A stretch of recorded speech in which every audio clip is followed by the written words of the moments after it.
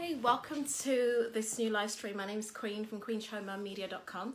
So I'm with you today to talk to you all about how to basically prepare yourself when it comes to mainstream media interviews. So we're talking more about TV and radio.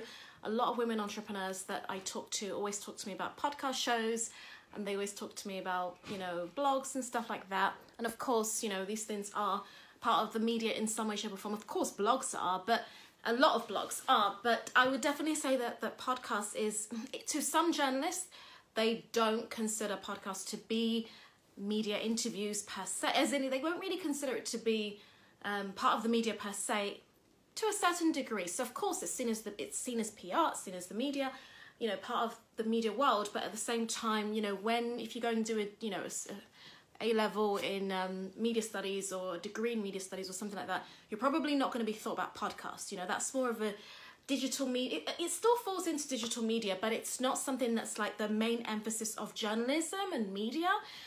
Journalism is more about the newspapers and the magazines, and of course media is more about TV and radio. And so that's why I'm trying to help women to also consider more of the journalistic style of media, because if you don't really start to look at what is really out there, you'll really will hold yourself back and just think of only podcast shows, or just, I want to be featured on a blog, or I just want this, and you won't really aim for what's really out there. We've got to remember that there are loads of magazines, TV, radio, TV stations, radio shows. And let me tell you how I think you shoot, like most women shoot themselves in the foot. Hi, Ms. Biggs. Hello, how are you? Good afternoon. Good afternoon, Pastor Moses King. Thank you for jumping on. I believe that most women shoot themselves in the foot, and I'll tell you how. Because many of you say things like, oh, I don't watch TV, I'm not really interested. Let me fix my pillows. That you say things like you don't watch TV, you're not interested, and blah, blah, blah. And I think that is shooting yourself in the foot, because if you're not interested in, it's a bit like someone saying they're not interested in money, they don't really care about things like that. That's why people don't have what they, if you say you don't watch TV, you don't care about TV, oh, I don't care about all that. Like sometimes when I speak to women, I ask them, when was the last time you watched a TV show? They'll say things to me like, oh, I don't watch TV. And I'm like, no wonder you're not, like that's one of the reasons why you're not on TV, because you can't attract something that you're not willing to take your time to do. The only thing I'll say to you is to shift how you do it. So of course you don't want to sit down watching like 22 hours of television when you've got things to do in your business, but maybe you should shift it. Do it more as research rather than being on TV. Rather than watching TV just to watch TV, change how you do it. So put the emphasis on more of research. So you watch it to research, like to basically learn.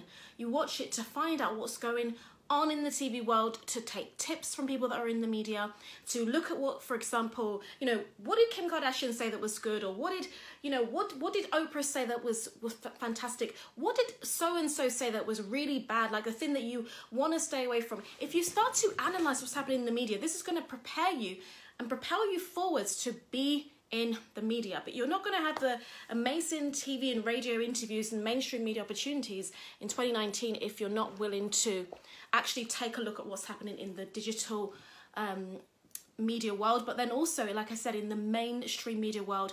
Many women, this whole year, I've hardly heard one woman say, Queen, I want you to help me to get onto radio, because I think they don't think radio stations exist. My desire is to be on radio stations 10 million times more than, in fact, I would want to be in a newspaper 10 million times more than a podcast show. Same with radio stations. However, don't get me wrong, I'm not saying I don't want to be on podcasts. If you'd like me to be on yours, please do invite me. I would love to be on it. And I've been on quite a few. I've got quite a lot coming out. A lot of women have interviewed me. I definitely love podcasts. I'm launching my own podcast, and BBC have a podcast. So many different media organizations are having them. However, it is not like the be all, okay? But I think the entrepreneurial world thinks that podcast shows are the be all. And I think it's because most of them are self-made. It's like, oh, I'm going to have a podcast today. So we launch our podcast. We have no experience in the media. We didn't study media studies. We didn't study journalism. We didn't go to TV school, like television school. And we didn't go to, work with producers. We never really hired anyone anybody that would help us in the media world, or really had that training. We never really went down that route, many of us, and we're just like, oh, I'm going to have a podcast show. And then we just in a way, wing it. We just say what we want to say, and we go for the style that we want. And as much as it's really good thin, I promise you that you will learn a lot if you start to also mix that up with mainstream media too. Like, take it seriously to also put yourself out there into the real world, because you're never going to be able to handle the media or understand it or ever attract it and manifest it if you don't learn how to be a match for it by actually going out there and doing the toughest interviews that you could ever think of, and actually having to be like worried that you're going to hear something that you don't want to hear. Like, if you ever get interviewed by Piers Morgan, I'm sure that you will never be afraid of being on television again, because you'll be like, he is probably the hardest journalist in the world. And if you can handle him, then you probably can handle anybody. Do you get my point? So I hope that, like, if you're watching on the replay, let me know. If you're watching live, jump on into the comment section. Let me know. Tell me what you think about this topic. Hi, Emma. Emma has been in the media a lot. So let me know what you think about this topic. Like, let me know. And I'm going to now go into the 5 ways to improve your interview technique and so on and so forth. Well, actually, the first thing I'm going to say to you is stop trying to be on every podcast and start trying to be in the radio and TV world, okay? The reason why I say that is, and same with newspapers and magazines, start aiming for those 4 for 2019. Make it your new goal that you're going to focus more on television, radio, newspapers, and magazines for 2019. That's the first goal I'm going to give to you, the first tip I'm going to give to you to really begin to improve your interview technique is really just start to change your focus. Shift your focus into what is going to strengthen your skills the most. When you go on radio a couple of times or television a couple of times, if you do you've landed into a newspaper, you have a press release come out, some press come out in a newspaper. Oh God, I'm speaking so fast, but I have to so if you get some press, if you get a publication, you happen to write for a magazine or whatever, trust me, you're going to learn by experience what it's like to, wow, I didn't know they were going to ask me this. I didn't know it was going to be this way. I didn't know that way, and so on and so forth. And that's going to prepare you in terms of giving you the best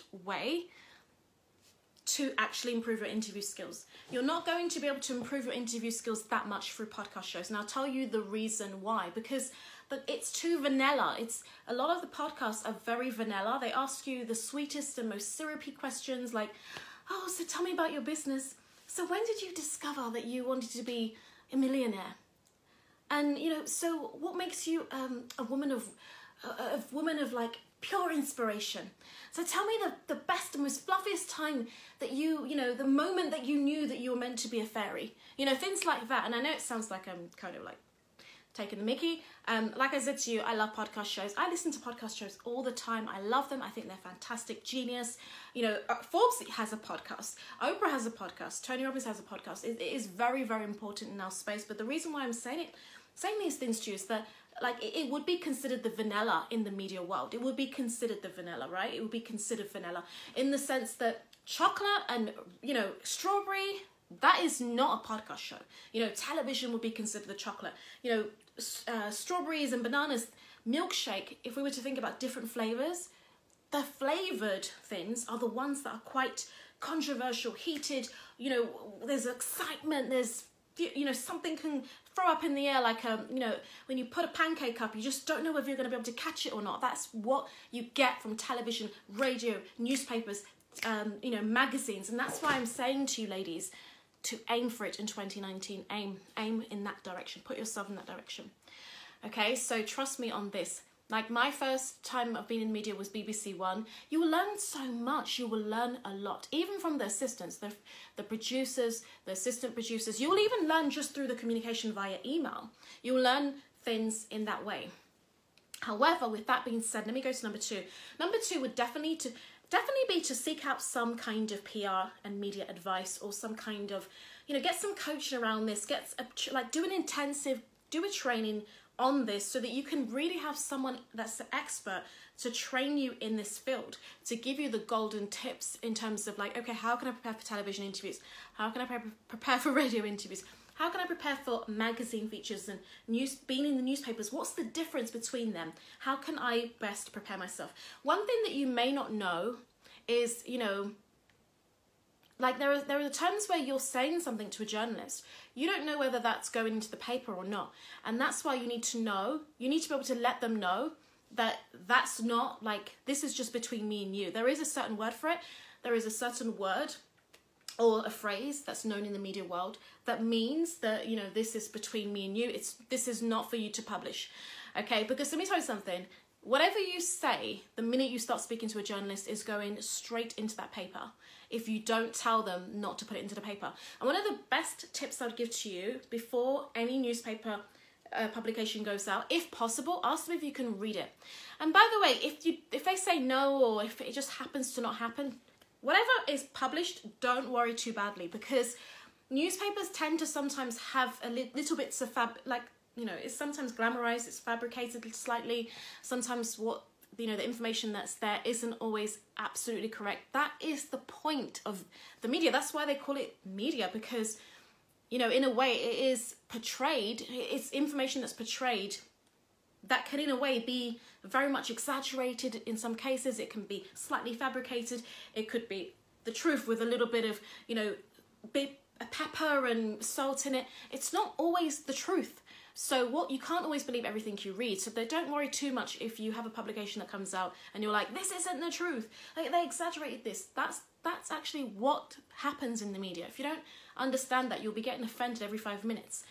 But all you need to do is clear it up if you're able to clear it up. If you're able to avoid it happening in the first place by asking to see the publication first, then do it. But sometimes, like, if you're going to be in a local paper that is, for example, one of those papers that would fall under like a tabloid. So of course we've got the broadsheets. Broadsheets would be like the Guardian, that would be the, you know, those really prominent papers like the Financial Times, New York Times, that would fall under like broadsheets. And then if you think about like the tabloids, that would fall like, that would be all of the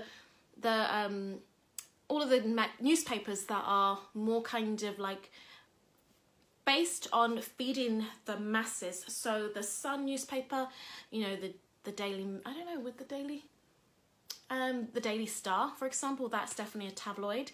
All those types of newspapers that are just all about, you know, giving you the news, but there's a lot of drama in them. There's a lot of like, I don't even know, like maybe the stories could be slightly glamorized and, you know, all of those good things. So, or maybe not seen as good as well. So some people may say like, oh, you know, this is exaggerated and so on and so forth.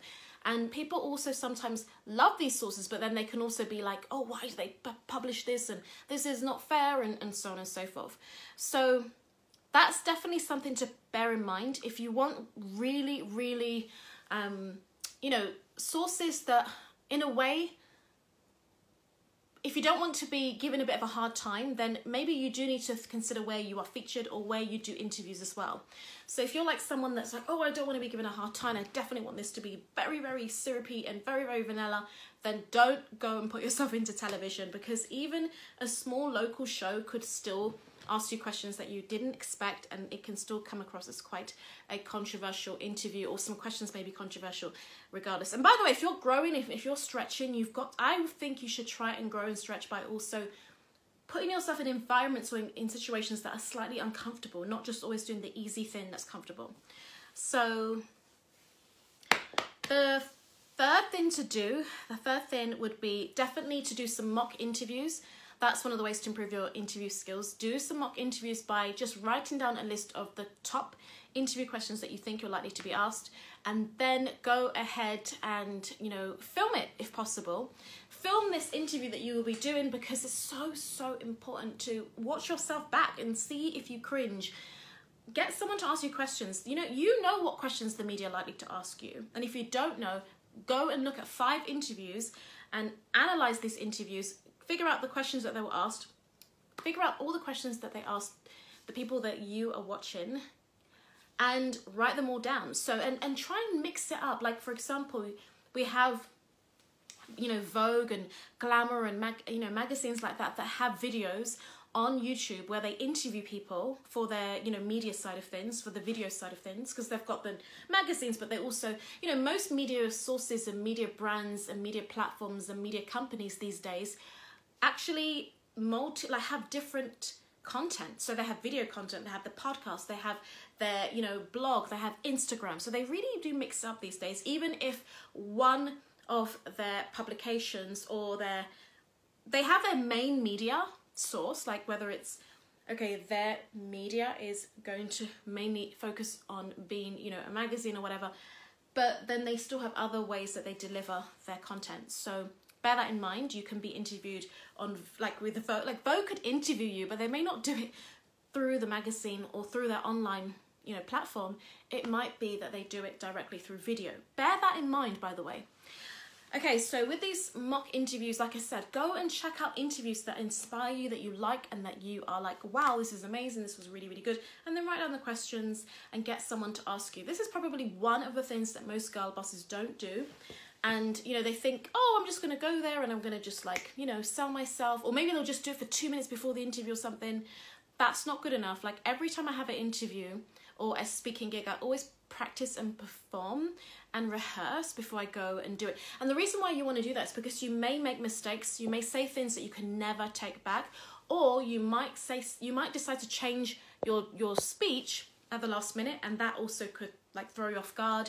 You might be influenced by interviewer bias. Let me just explain what that means if you don't know.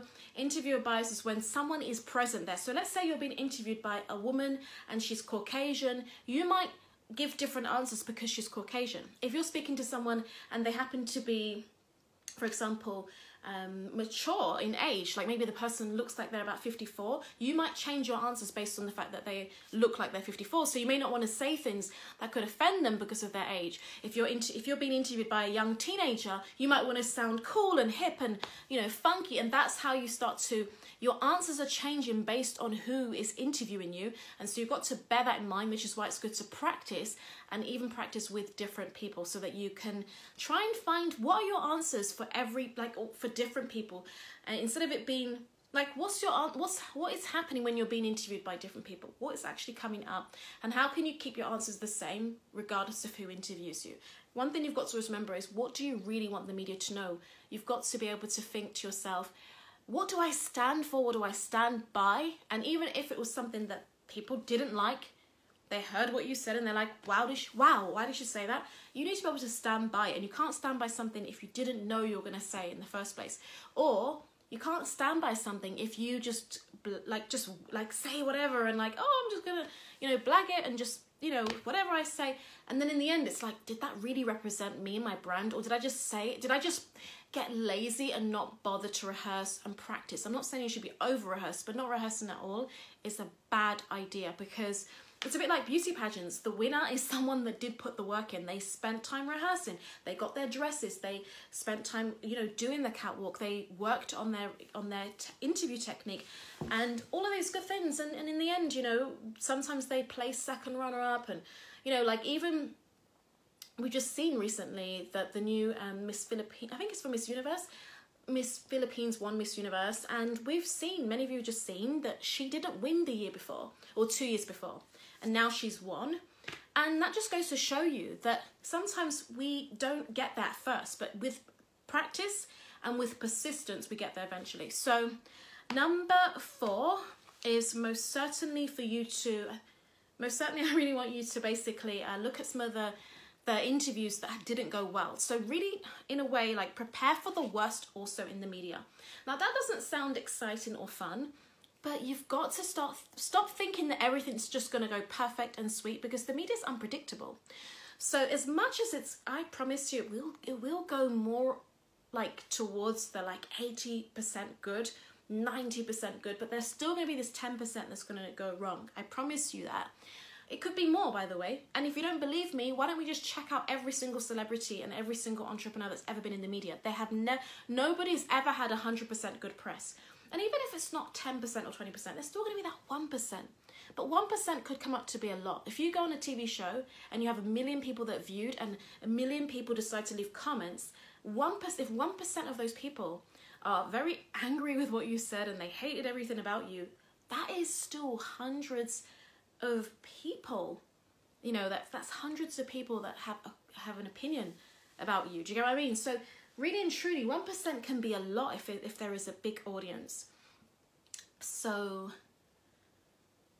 in a way, it's like you kind of can't win, but at the same time you can win, because if you learn these things in advance, then you can be so much more prepared. And that's why they say things like be thick-skinned, you know, because you've got to be able to bounce back. You know, I was listening to Devon Franklin, and he's got this book called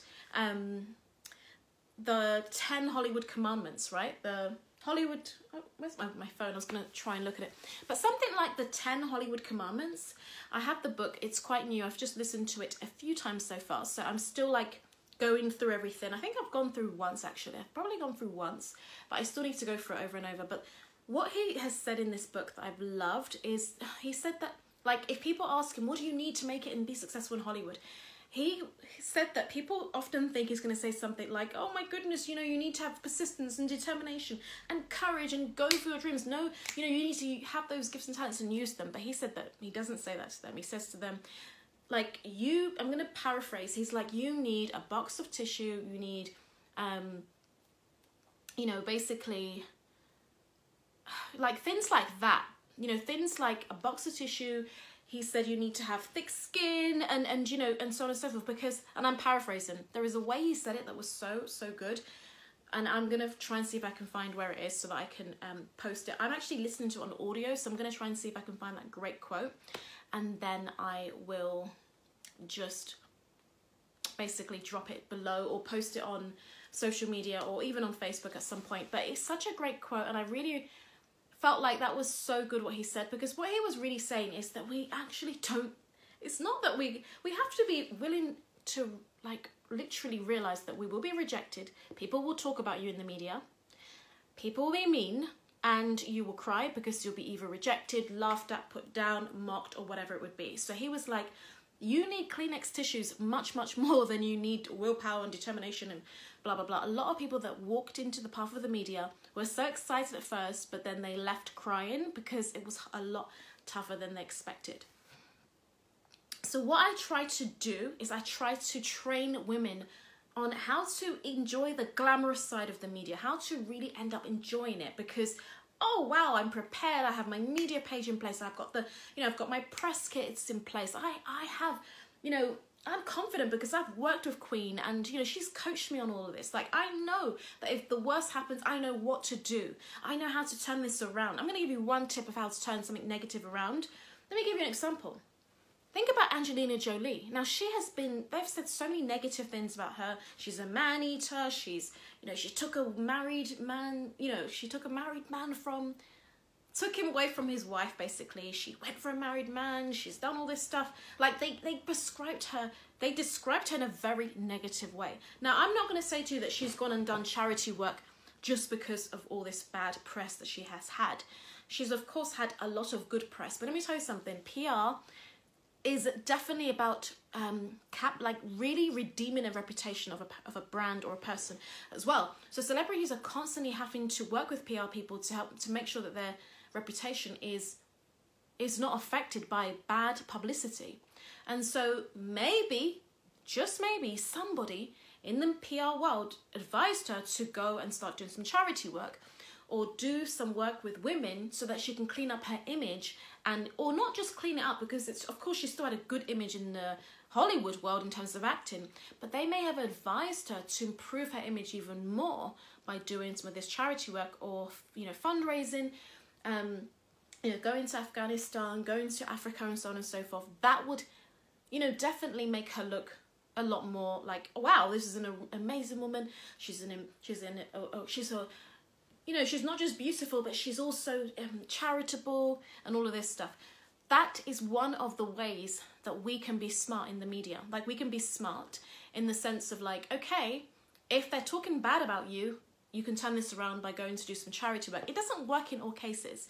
And by the way, I'm not going to discredit her good work and say, oh, it's because she wanted to clean up her image. I'm just saying that sometimes the media will advise this. And it doesn't mean that everybody that does good work in the world, they're just doing it to look good and to clean up their image. But I do believe you should take the advice of a PR person. If they think you ought to do something like that to clean up your image, take their advice. They may not even say that. Maybe the advice they will give you is talk less, like stop nattering too much, because that's definitely going to be the fifth thing I want to say to you, by the way, is if you want to improve your interview skills and technique, you need to really focus on doing a little bit more listening and less talking, and even less talking on social media.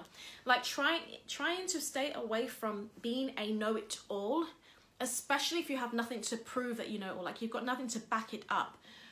So I want to let you know that if you haven't won an award before, if you don't have a degree in something, or a PhD or a master's degree, or you do not have a book in something, like if you have to prove that you are an expert in something, not like either through years of experience. So it could be years of experience, maybe 5 years or 10 years of experience, not just 1 year. Oh, I've been a business coach for 1 year, and then you're trying to tell the world that you're the best. Like, oh, everybody listen to my business tips. You've got to have a lot of tangible evidences and proofs, facts and figures, statistics, case studies, or theories, like to back up the things you say. You need to sometimes dig deeper, and dig deep. If you people write books sometimes about like how to become a millionaire. Some of them aren't millionaires. What they've done is they've done the research. They've done the research to find out how you can be a millionaire. There are 2 ways to prove that you're an expert. It's either you've done the research, number 1, or you have the experience. So you have the experience in the sense of you've gone and got the degree, you've got the master's, you've got the PhD in it. A doctor is a doctor because they've gone and done all of it. They've got all those qualifications. But some people, what they tend to do is they go into the media and they start talking about topics they don't know nothing about. They're not an expert in the field, or they've just been an expert for 6 months. Oh, I've just become this expert of whatever the topic is, and they have nothing to prove it other than this really limited small time that they've had working in this field. And so you've got to give yourself time. You can talk about things, chip into a conversation, but try not to be too passionate about something and in a way where you act like you know it all without even wanting to hear other people out. If you don't even have anything to prove that you're an expert, if you didn't win an award in this topic, if you think about those best-selling authors, if you think about those authors that are like New York Times best-selling authors, or not just best-selling authors, by the way. What about multiple-time best-selling authors? What about multiple award-winning Grammy winners? Not just like 1 Grammy, but like I've won several, to prove that I am a really powerful singer.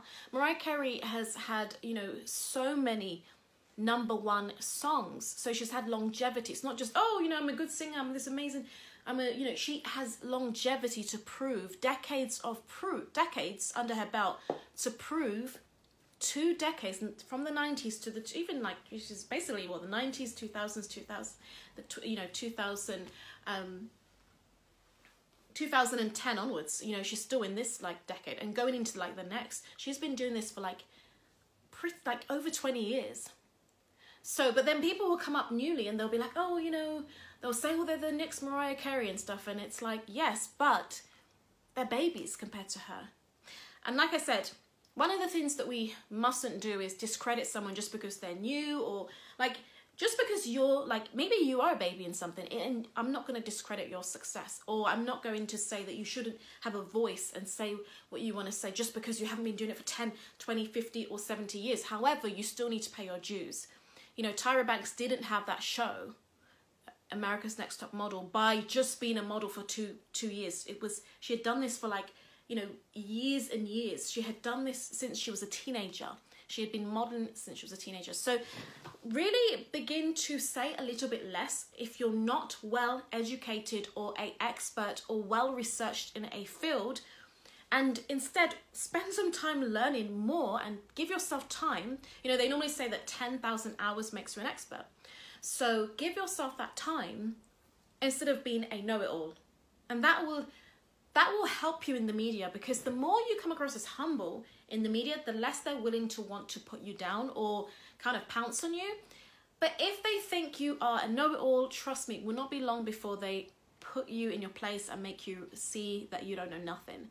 So you don't want to get on the wrong side of a journalist or one of those, media, like a TV host. If they don't like you, you definitely don't want to get on that side. And one of the ways to handle it, like I said before, is to work with someone that has, this experience, so they can train you up on how to avoid, certain behaviors that could spark off that dislike that they may have for you.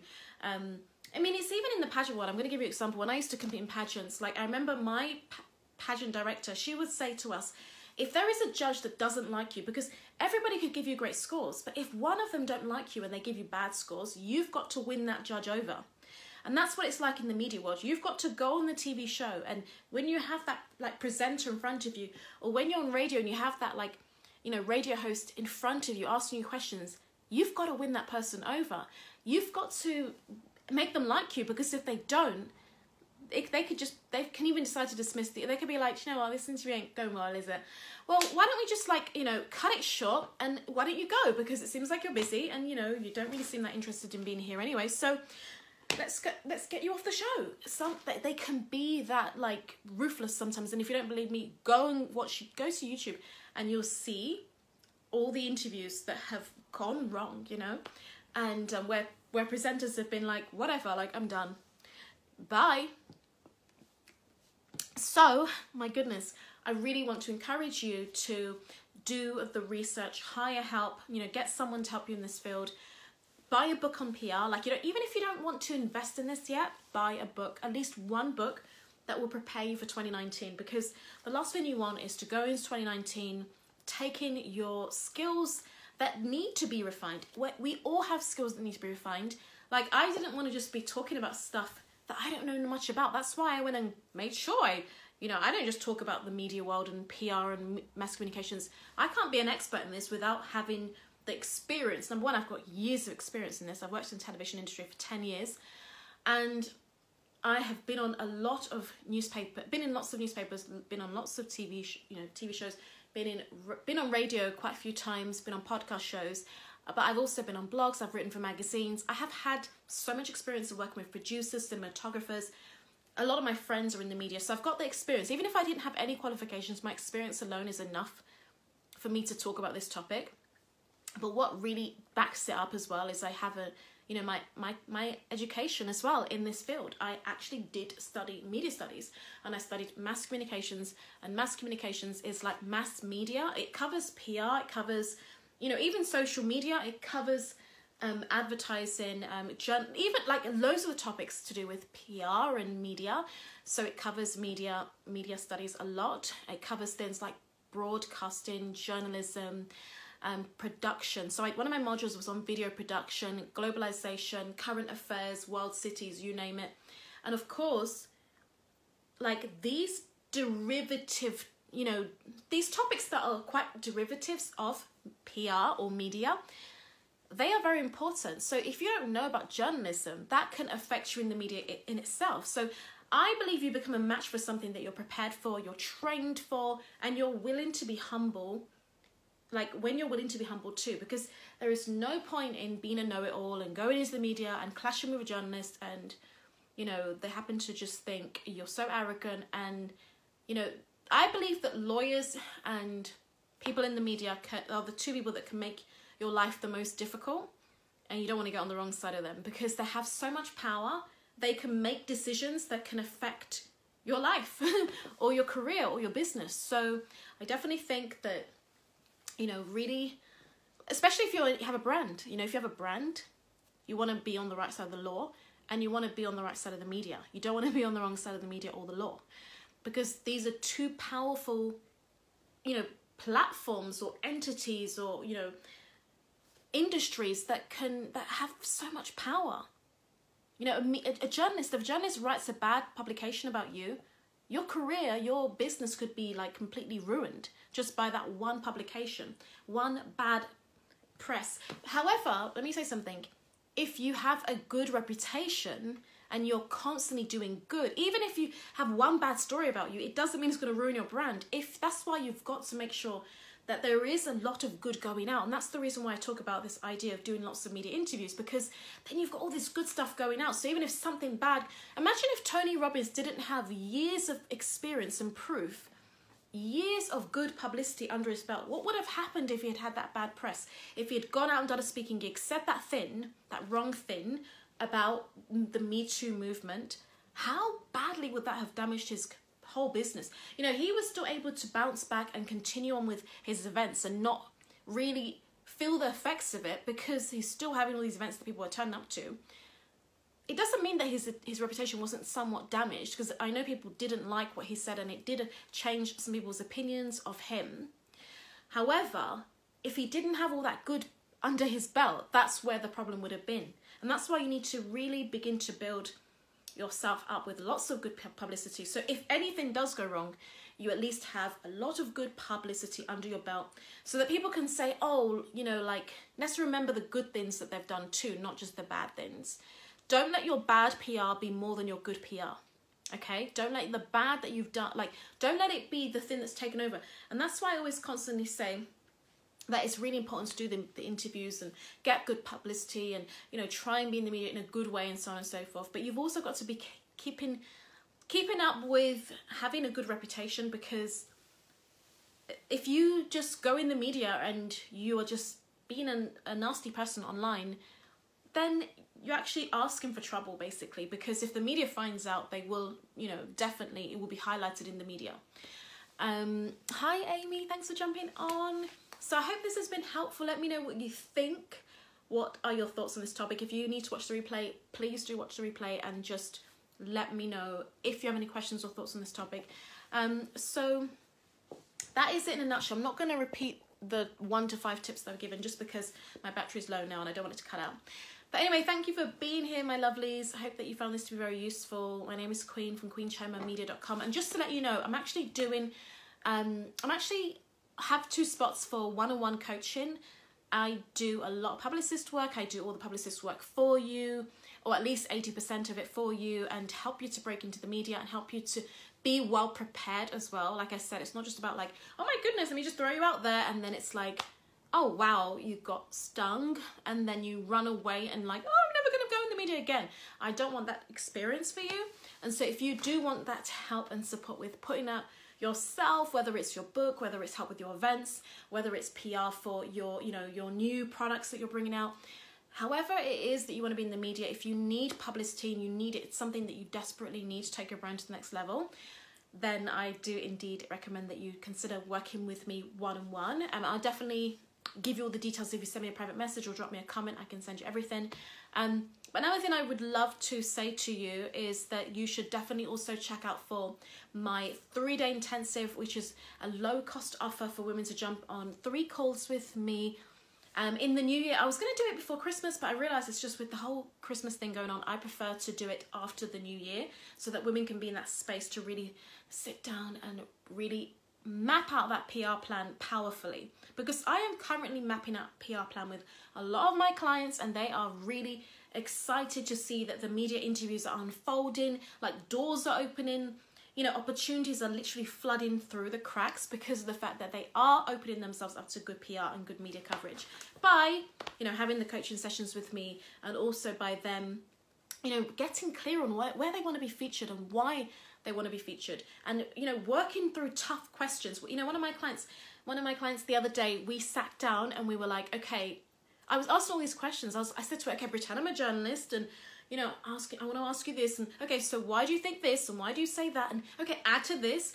And in a way, it just made the message clear. It made her become even clearer about what she thinks, what she's saying. Like, she can now hold herself so much higher whenever she's giving these interviews and talking about specific topics, because of the fact that we've worked through it. We've worked on these answers, rather than just like, oh, I'm just going to go there and just like see how it goes. Sometimes they're just looking for anything, looking for any mistake you make, and that's going to be the thing they're going to use to laugh at you. And it may not be the media laughing, but it may be the audience that watch that will just be like, what the heck, who is this person that was on the show? And that's the reason why we need to be ready. Get ready now. So if you can join me for that 3-day workshop, do indeed look out for the link. I'm going to drop it below.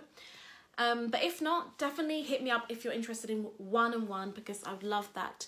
I would love to help you. God bless you all. Thank you for watching, and I'll see you in the next training. Bye.